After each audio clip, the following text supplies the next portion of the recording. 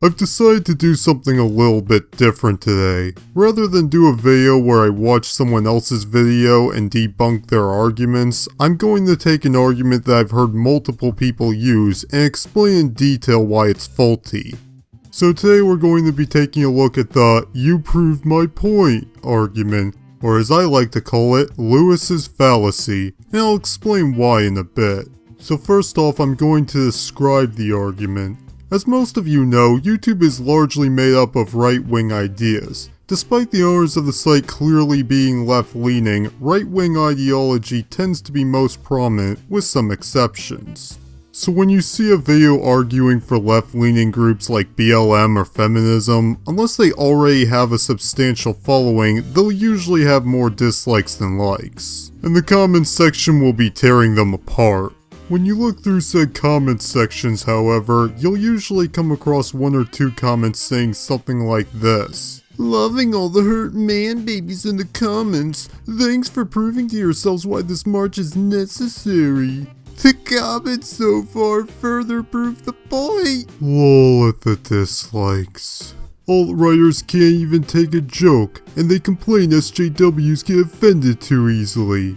Give me a break. Edit, 32 replies in 2 hours. Y'all are just proving my point. Reading through these comments, we can see that tackling racism really is a challenge and these videos are very necessary. Oh, the irony. Eventually I actually discovered a term for this claim. It's called Lewis's Law. The name comes from this tweet written by Helen Lewis, a feminist journalist. At first I thought this was meant to mock the fallacious argument used by feminists to justify this line of reasoning. But as I soon discovered, this was her actually using said argument. And this is where I came up with the term Lewis's fallacy.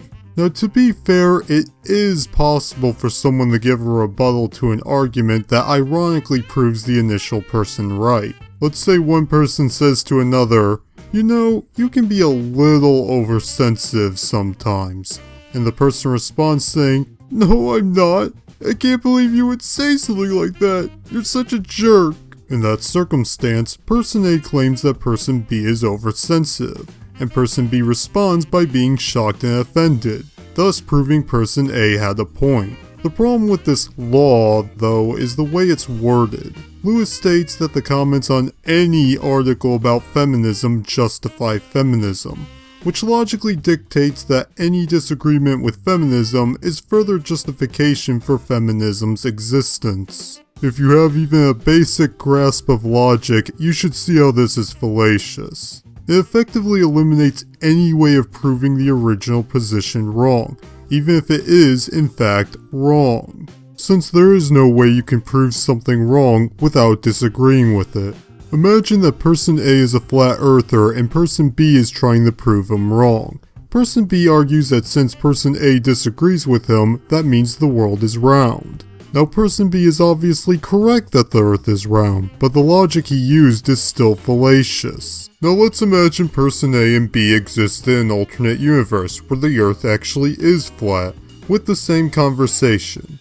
Person B can still come to the same conclusion under the same logic. If person B uses arguments such as pictures from space showing the world is round, as well as the fact that a plane flying in one direction for a long enough period of time will eventually be able to land in the same spot, then their position would be validated. Because in the event that they existed in the alternate world where the earth is flat, these things obviously wouldn't exist.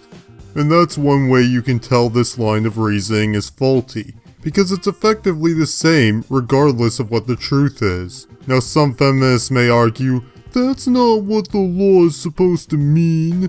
But regardless, the way the law is worded still gives it that implication. Let's say an article claims that 1 in 5 women will be raped, and I respond saying that's actually not true. That statistic comes from a CDC report which had an incredibly broad definition of what rape is, and is contradicted by data gathered by the Justice Department.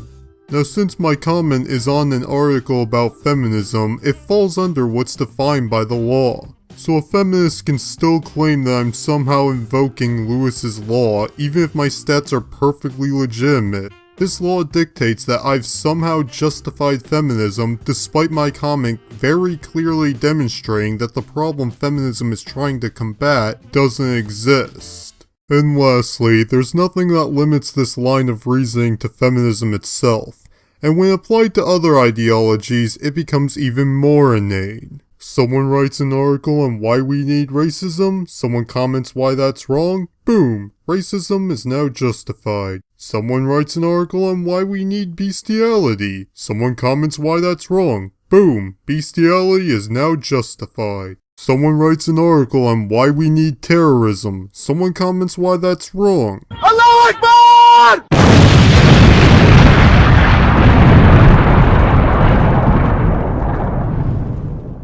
Terrorism? No, justified.